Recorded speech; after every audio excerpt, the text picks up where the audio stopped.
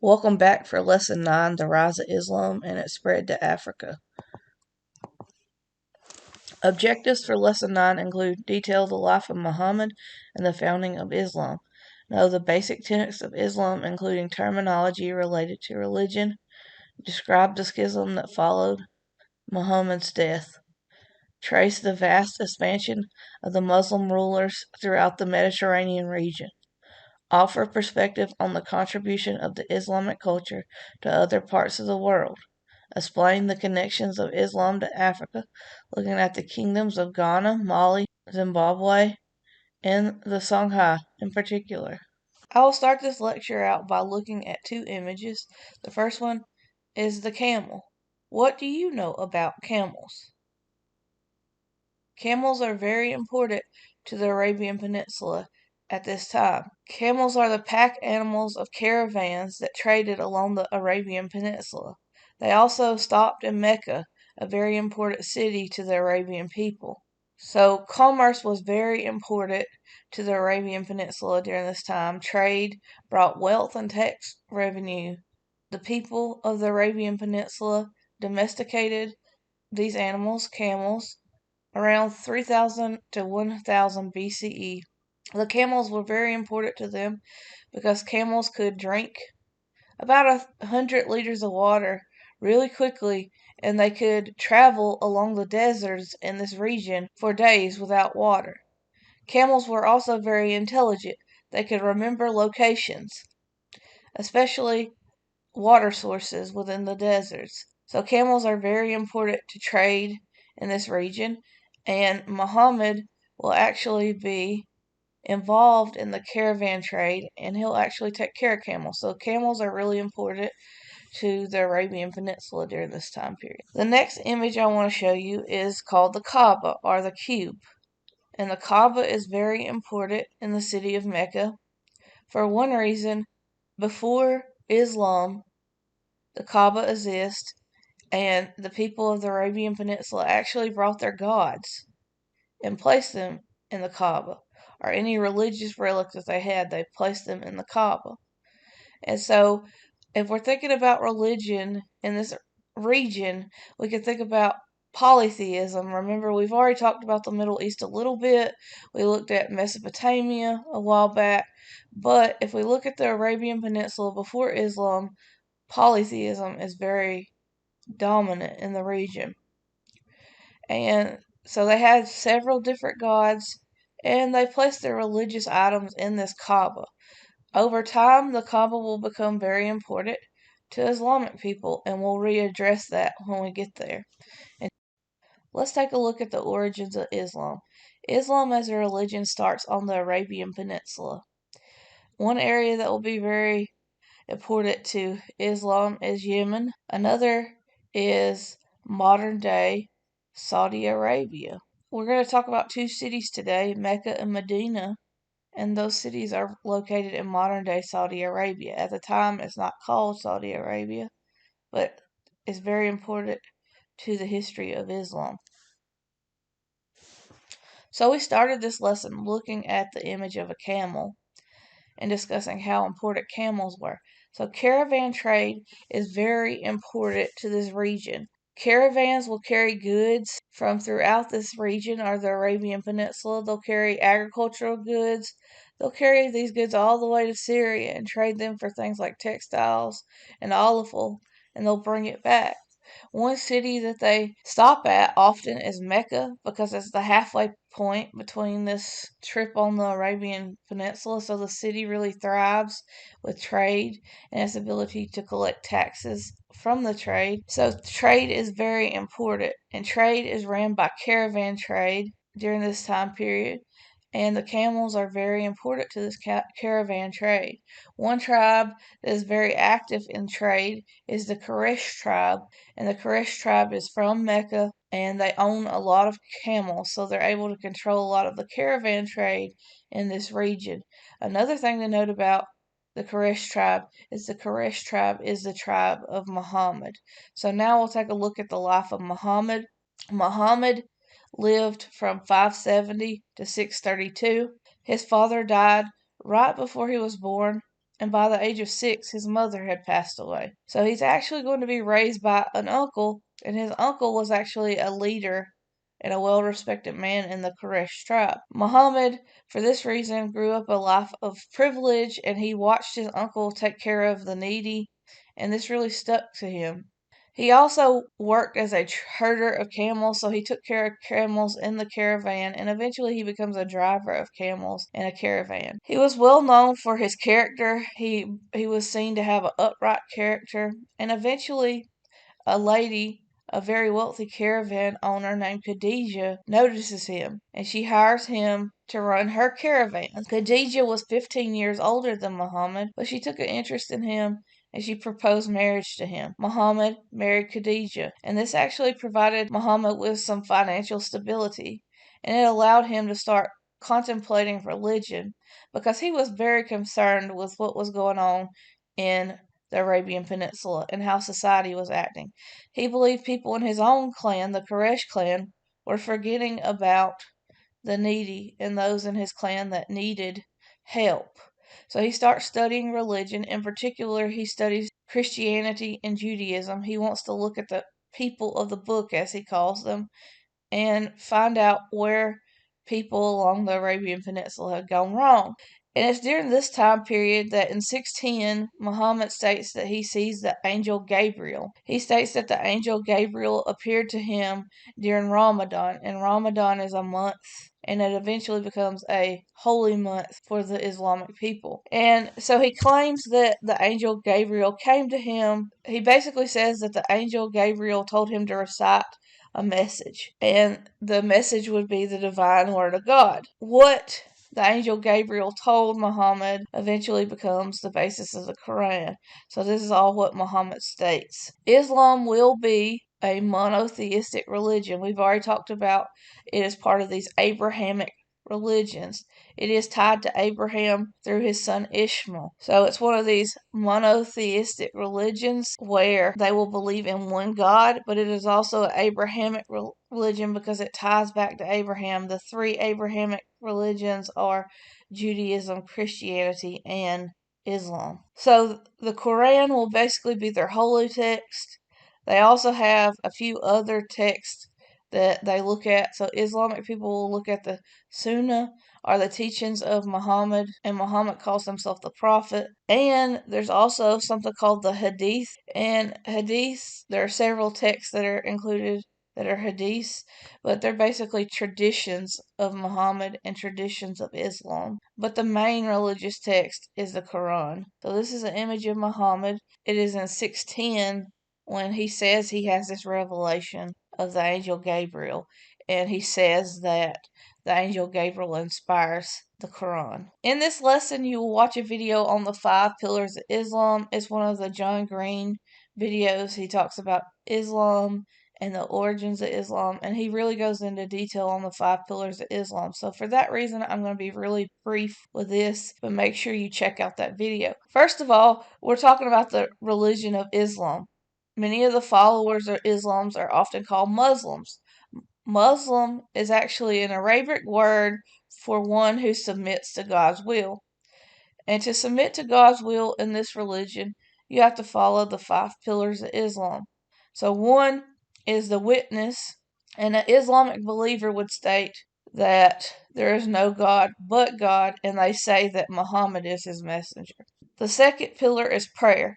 Muslims pray 5 times a day, kneeling toward Mecca. And if you're in a city with a mosque, there's actually somebody that calls the prayer, and you can actually go on YouTube and Google Islamic call to prayer, and you'll hear them saying a chant to call these Islamic people to prayer. And they pray 5 times a day to have a deeper connection to their God. The third pillar of Islam is almsgiving. This means giving to the needy and giving to the poor. And almsgiving was based off of your wealth. So people that were more wealthy tithe more to give to the poor, but the poor would give less. It's based off your wealth, but you're always supposed to give, and this is called almsgiving. The fourth pillar is fasting, and particularly Muslims fast during the month of Ramadan.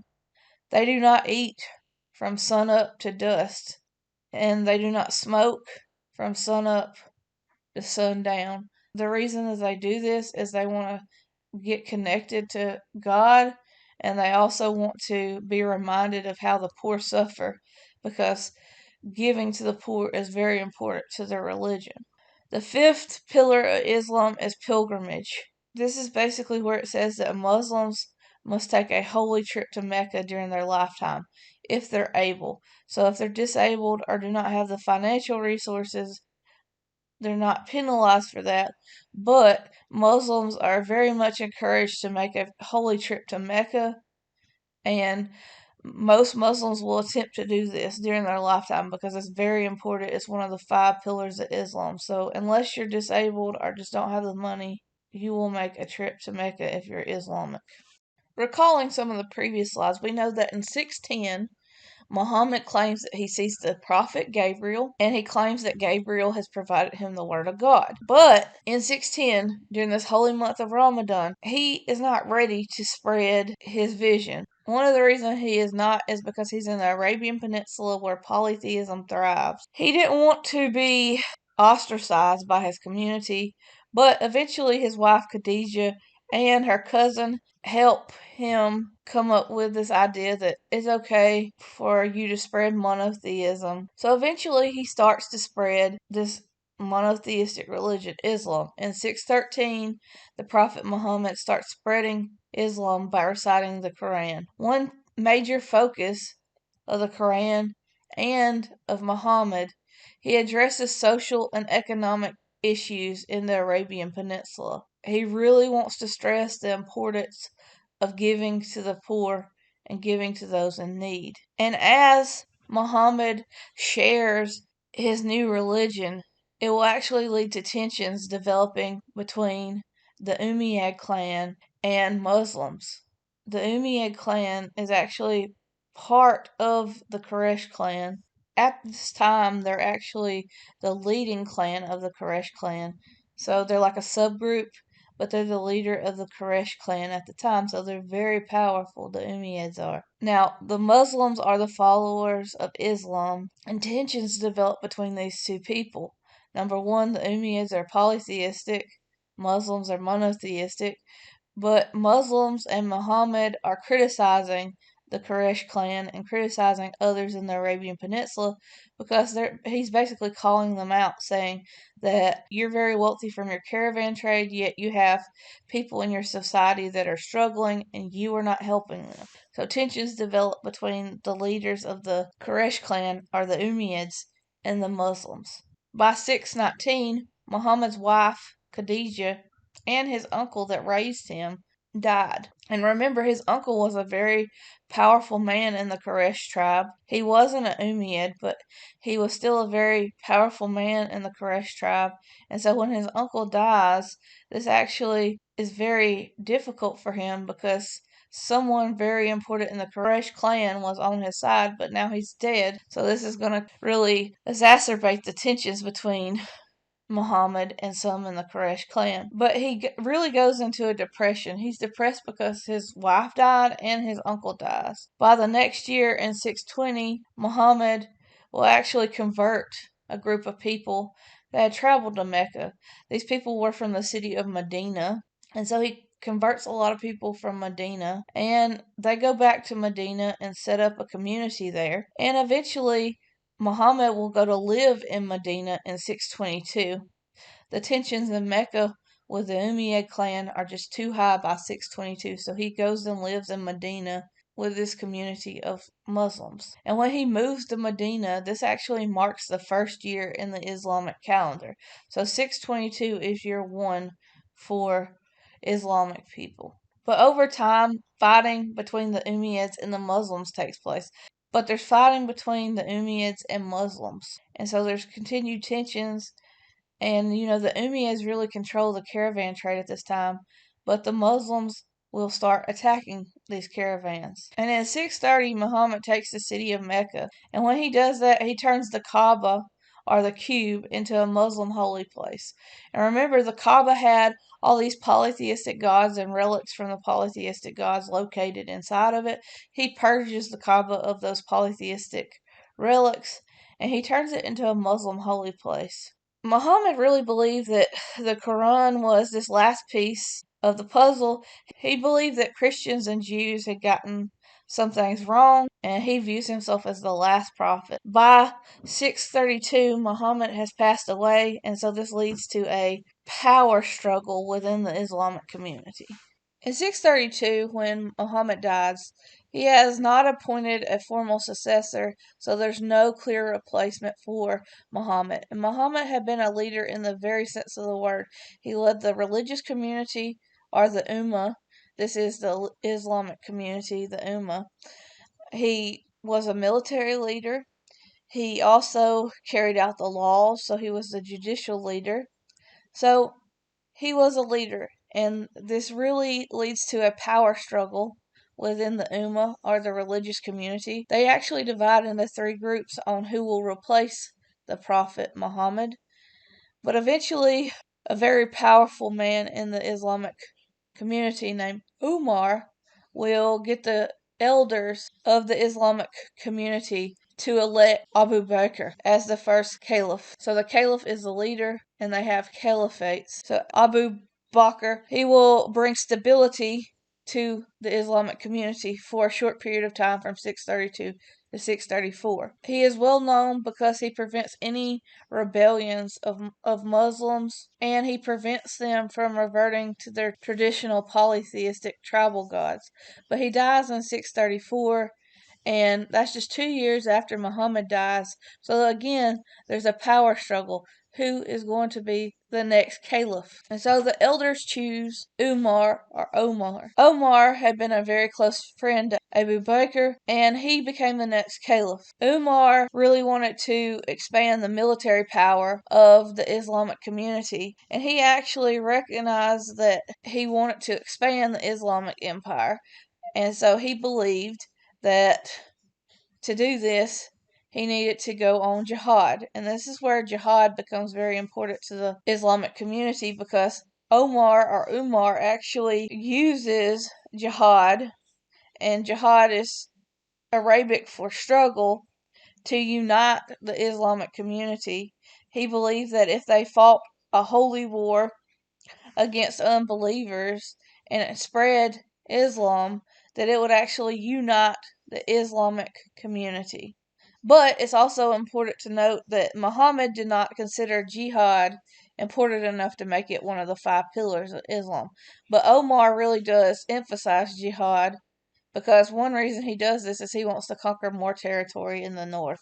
So during Omar's caliphate, he will invade several areas, including Syria, Jerusalem. So jihad is very important to Omar. But he will die in 644, and the Muslim leaders are going to be divided again on who they will choose to be the next caliph. So the elders choose an older man named Uthman, and Uthman will be the caliph from 644 to 656. He actually wins the battle because there's a struggle between Uthman and Ali had actually been one of the first converts to Islam, and he was the son-in-law of Muhammad. He was also the cousin of Muhammad.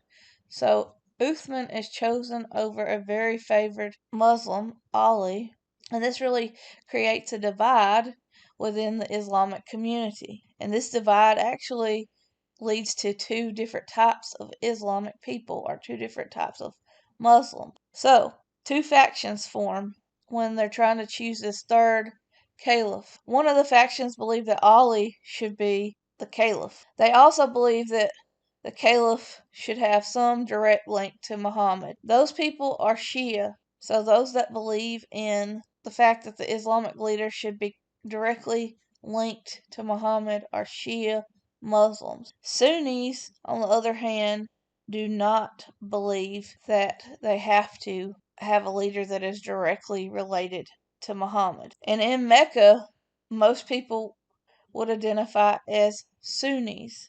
So they did not believe that the leader had to be related to Muhammad. And so over time, it's going to really create tension within the Muslim community, the Shia and the Sunnis. So look up today and see who has the majority now, the Shias or the Sunnis. But eventually, Uthman will rule over the Muslim community from 644 to 656.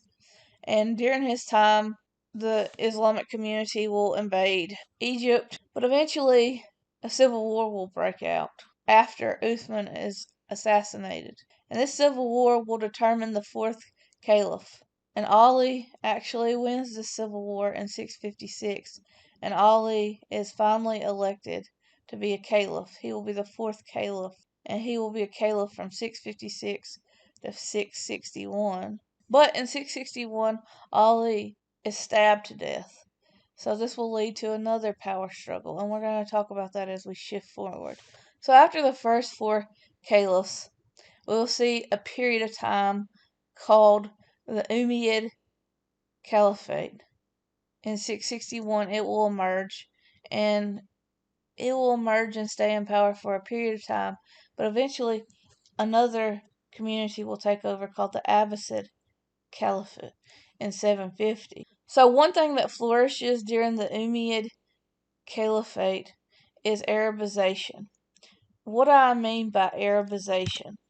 One thing that will take place is they'll basically start spreading the Arab culture.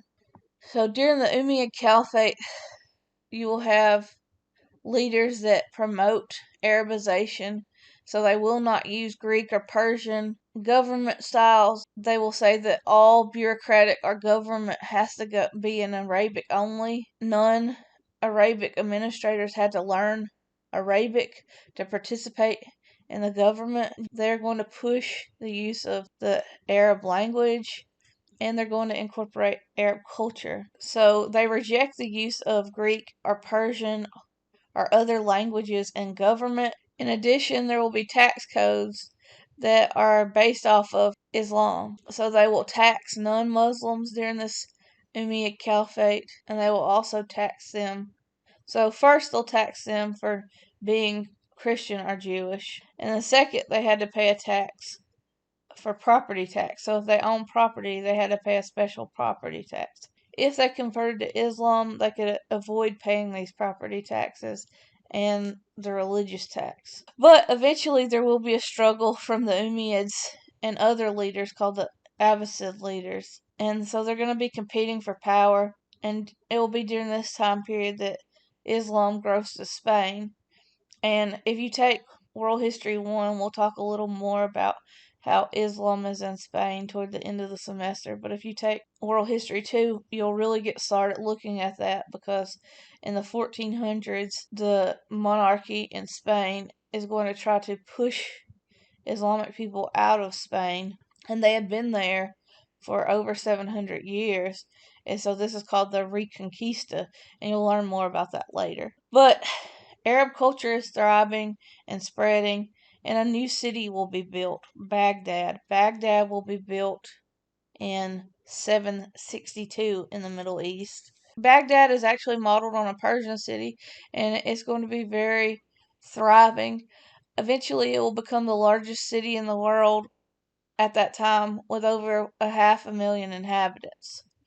There were several public works projects in Baghdad, and the leader that really promotes Baghdad is a man named Al-Mansur. He is a caliph during the Abbasid. 100,000 people will come and work on public works projects in Baghdad. They have schools, a giant library. It is a very thriving city. It has sewer works, and it dumped the raw sewage into rivers and canals to take it away from the city. So it is a very thriving city. They also trade along the Silk Road and the Indian Ocean. So trade continues to be very important to the Islamic community throughout the 700s. So another important area in the city is the harem. The harem is actually where powerful women live, and they play a very important role in the Abbasid dynasty. So, for one reason, in the late Abbasid period, women would actually select and train successors for the caliph. The caliph's mother actually played a very significant role in the reign of the late Abbasid caliphs. They would give advice. The second most powerful woman in the harem would be the mother of the heir apparent. So who is going to be the next heir? That mother is very powerful, and she can shape the rule of the next. But the harem is a place where women were, and they stayed there, and they were often protected by the caliphs. The Abbasid dynasty will fall to the Mamluks, Ahmed Tulun, and he will be alive from 835 to 884. So basically, Tulun had autonomy in Egypt, and this actually leads to the decline of the Abbasid dynasty. And so Tulun becomes very strong in Egypt. He was a Mamluk, and we'll eventually see a new caliphate emerge, the Fatimid Caliphate, and it's in power from 910 to 1171. Al-Mahdi will become a very powerful leader in northwest Africa. So, how does this caliphate get its name? There was a member of an Ismailian sect of Shia Islam, and they actually trace their genealogy to a relationship of Fatima and Ali, and Fatima was Muhammad's daughter, and she was married to Ali. Ali was actually Muhammad's cousin, but he was also his son-in-law. And so Al-Mahdi traces himself to this relationship. And so this line will be very significant in Egypt. Over time, one of the caliphs, Al-Muzan, will build Cairo, Egypt in 969, and he will actually build one of the largest and most famous mosques in Egypt as well. Over time, a caliph will emerge named Al-Hakim, and unlike previous caliphs who allowed Christians and Jews to coexist as long as they paid their taxes to worship as Christians or Jews and paid their property tax, Al-Hakim actually starts targeting Christians and Jews. And this is going to lead to a shift, and eventually we are going to see a time period when holy wars break out between Christians and Muslims, and these holy wars are called the Crusades.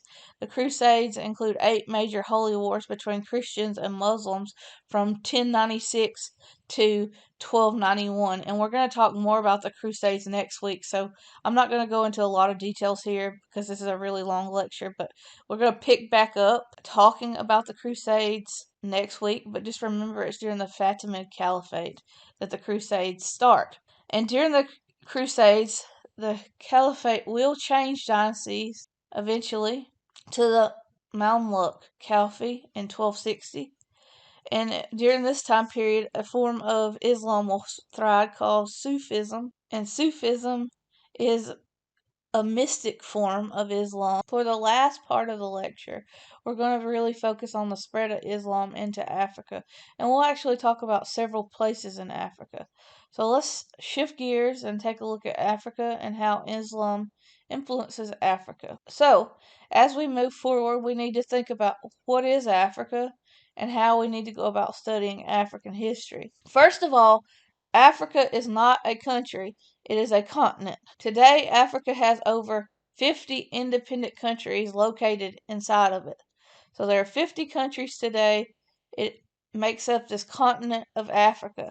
There are various environments ranging from savannas to grasslands to deserts. The people of Africa speak 1,000 plus languages, and there are over 1 billion people that live on the continent of Africa. Historically, there have been some challenges to life in Africa. There have been environmental challenges, such as living in a desert like the Sahara Desert. That's very challenging. There have also been things such as diseases like malaria, yellow fever, and the sleeping sickness caused by the tsetse fly. All of these things have contributed to the way Africa has been shaped and how its history emerges. We do have limited written primary sources for Africa because up to 1800, most of African history was passed down through oral tradition. So we must turn to these oral histories and to archaeology to understand African history. In 1800, Europeans and Americans promoted a prejudiced view of Africa and its people. They often talked about tribes, and they often basically said that the people in Africa were backwards. We are going to get rid of that viewpoint because it's not true. It was a prejudiced view of Africa. There are issues with using terms like tribes and bushmen because these people are civilized people and they're part of the world, and we need to actually look at their society. We will not be using terms like tribes or bushmen to describe these African societies. And in fact, there is an urban history to Africa if we look at Africa today. In 2010, 1/3 of Africa's population lived in cities. So 1/3 of 1 billion people lived in cities. So Africa is actually fairly urban in certain parts. For instance, Nigeria is the home of the largest city in Africa, Lagos. Lagos has over 21 million people. So it's a very large city. It's larger than Atlanta. We also believe, based on current trajectories, by 2030, half of Africa's population will be living in cities. We're going to take a look first at Askum. It is in modern-day Ethiopia. Part of it overlaps into the Sudan, but it was most powerful before the rise of Islam during the 4th to 6th centuries. Okay, so it was most powerful during these 4th to 6th centuries, so 300 to 500 CE. They had their own coins, their own language, and they had a specific type of Christian church called the Coptic Christian Church.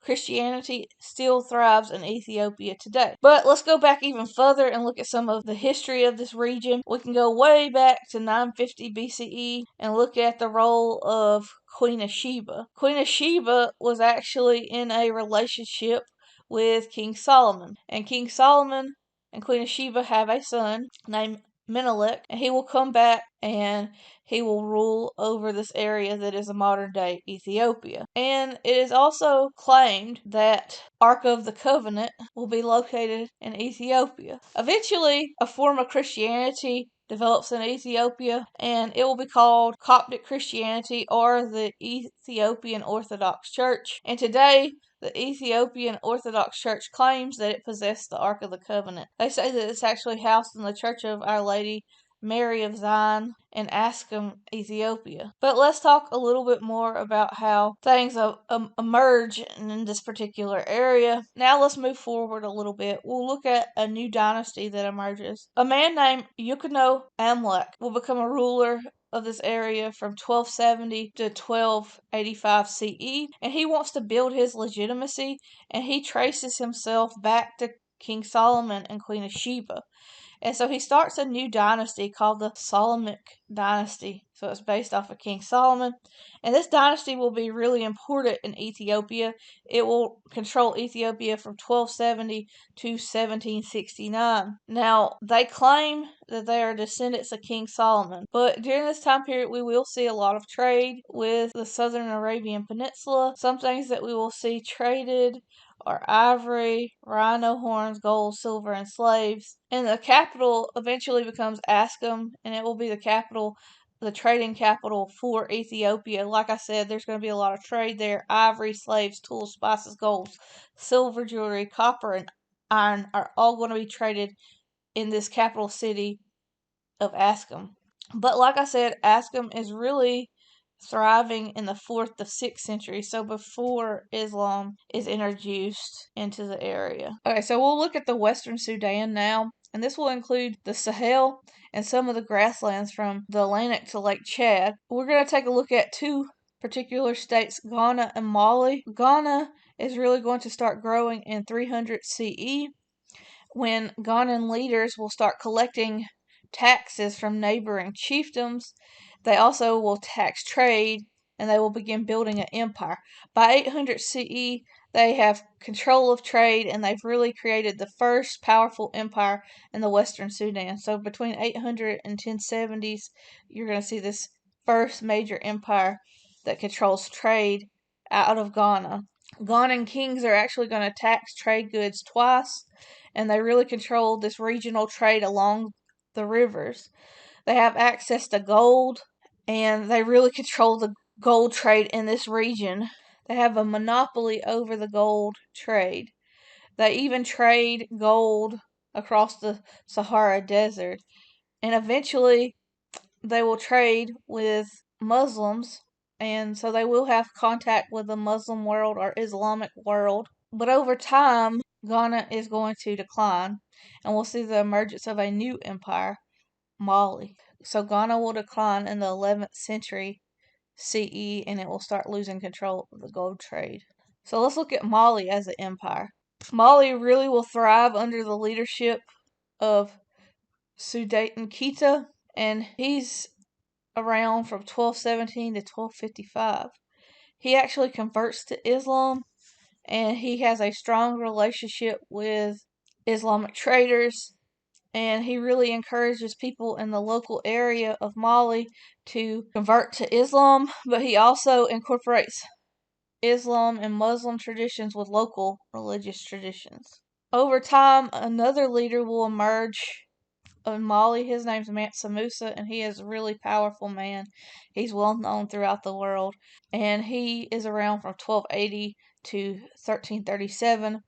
He has a massive trade network of gold and salt. People in Europe know about Mansa Musa. People in the Middle East know about Mansa Musa. He is very, very, very rich. And he is a Muslim. And like I said, one of the 5 tenets of Islam is to make a pilgrimage. And Mansa Musa is actually going to make a pilgrimage to Mecca in the years of 1324 and 1325. So, Mansa Musa will go on this pilgrimage. He will have a huge caravan of about 100 camels, 12,000 slaves, and about 30,000 pounds of gold. And so he takes this on his pilgrimage to Mecca. And to travel through Mecca, he passed through cities like Alexandria. He also passed throughout Egypt, and he goes to the Middle East.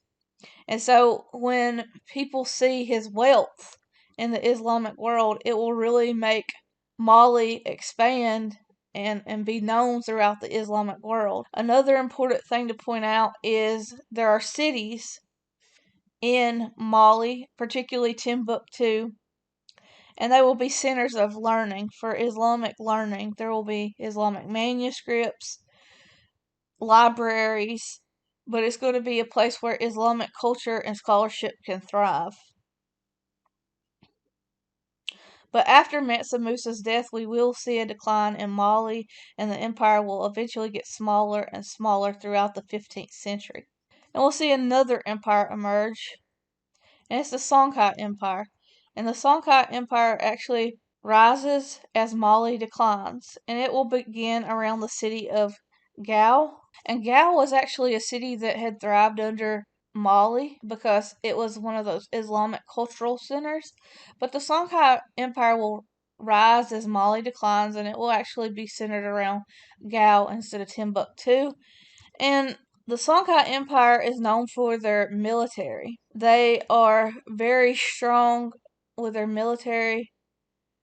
They trade along the rivers. They build a military that uses war canoes, and they're really trying to grow a trans-Saharan trade.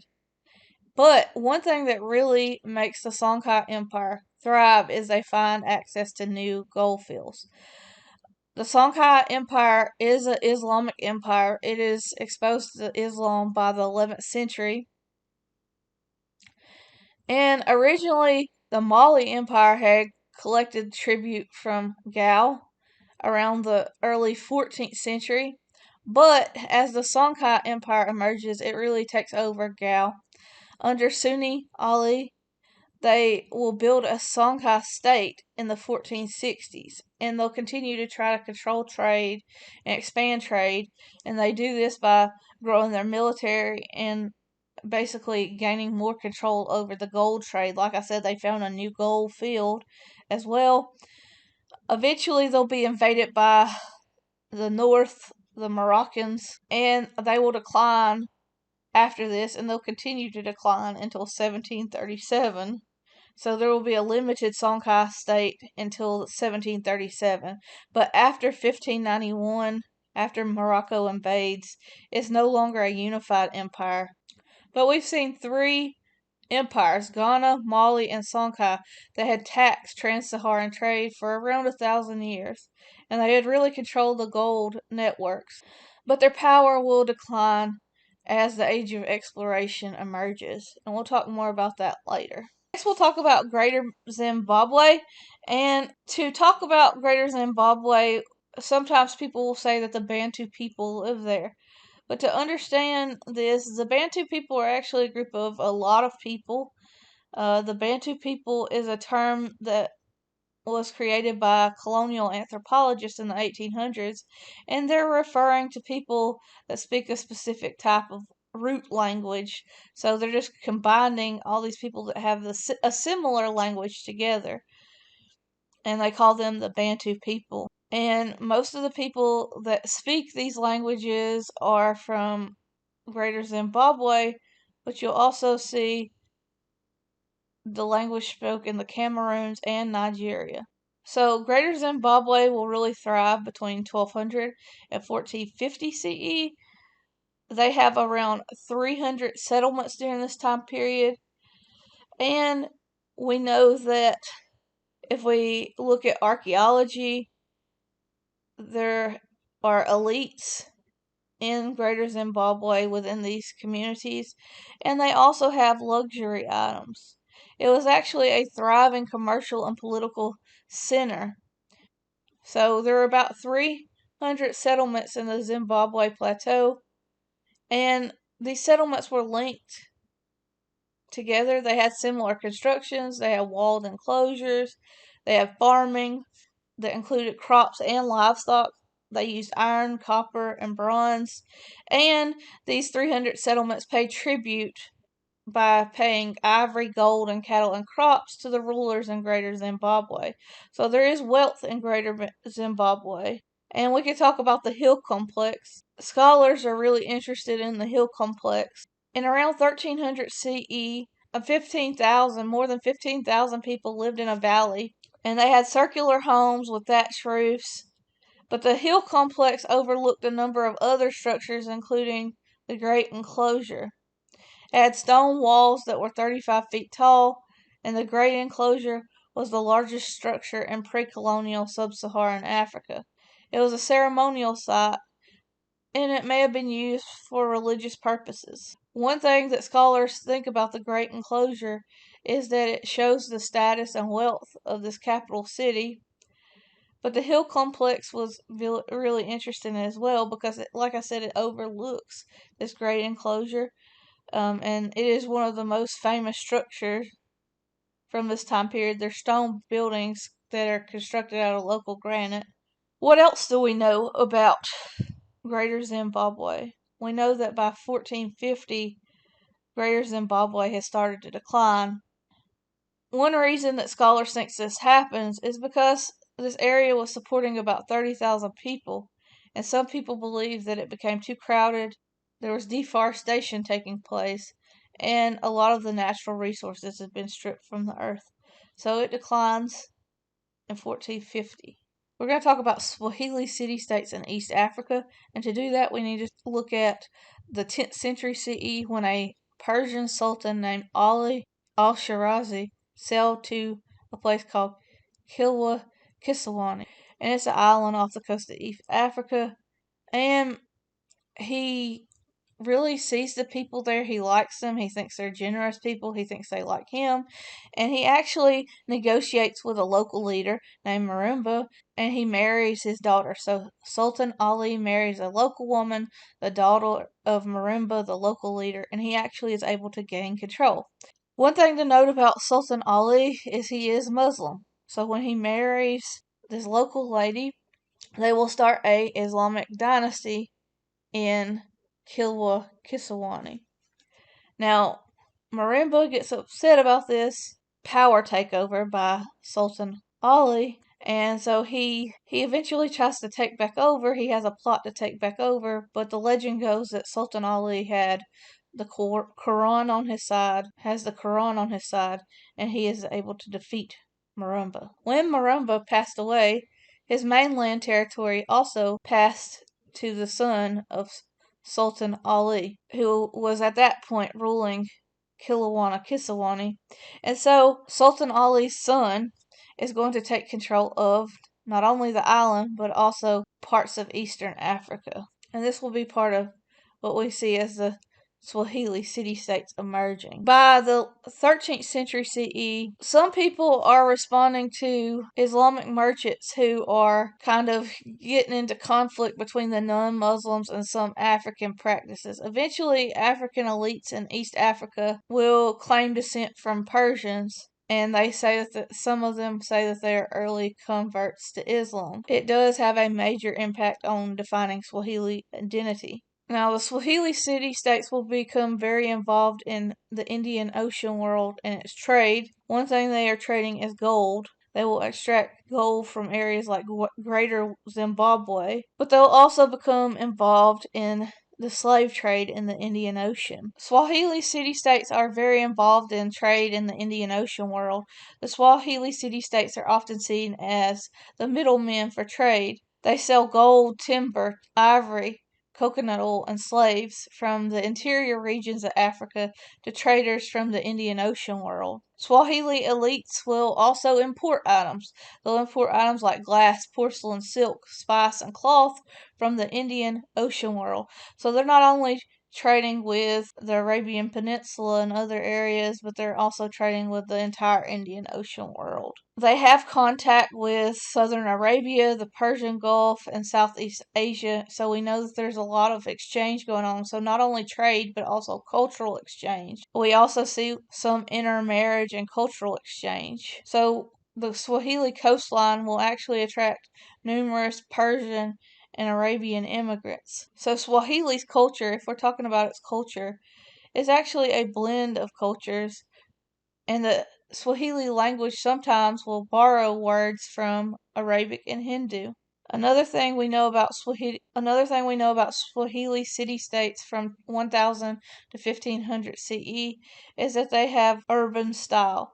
There will be some families that are elite families, the ruling class, but most people in these cities were less wealthy. They were craftsmen, artisans, or clerks, or sailors.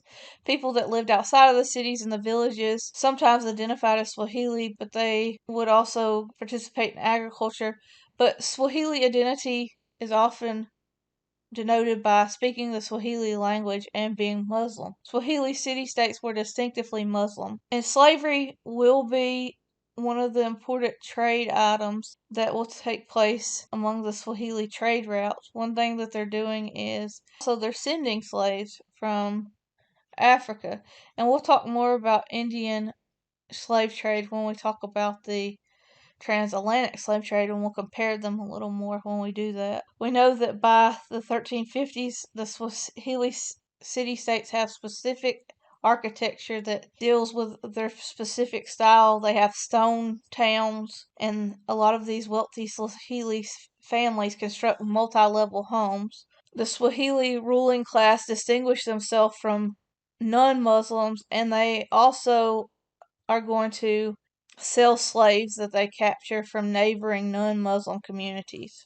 Slavery within the Indian Ocean world will start well before the spread of Islam in the 7th century CE, but during this time period, like the 1300s, 1400s, a lot of these Islamic believers will take non-Muslims and trade them into the Indian slave trade. So what do we know about the everyday lives of slaves in this region is very limited. We have an example of one revolt in East Africa, and they were working on sugar plantations and salt flats, and they challenged the power of the Abbasid Caliphate, so that was very early on. But other than that, we don't really know a lot about it. But over time, we're going to see trade emerge, and eventually we'll get to the Age of Exploration. And during the Age of Exploration, the Swahili city-states will be threatened by the Portuguese, and the Portuguese will threaten the Swahili states by 1498. And we can talk more about that when we talk about the Age of Exploration. Next week, we'll look at the Middle Ages. I hope you have a good week. Thank you.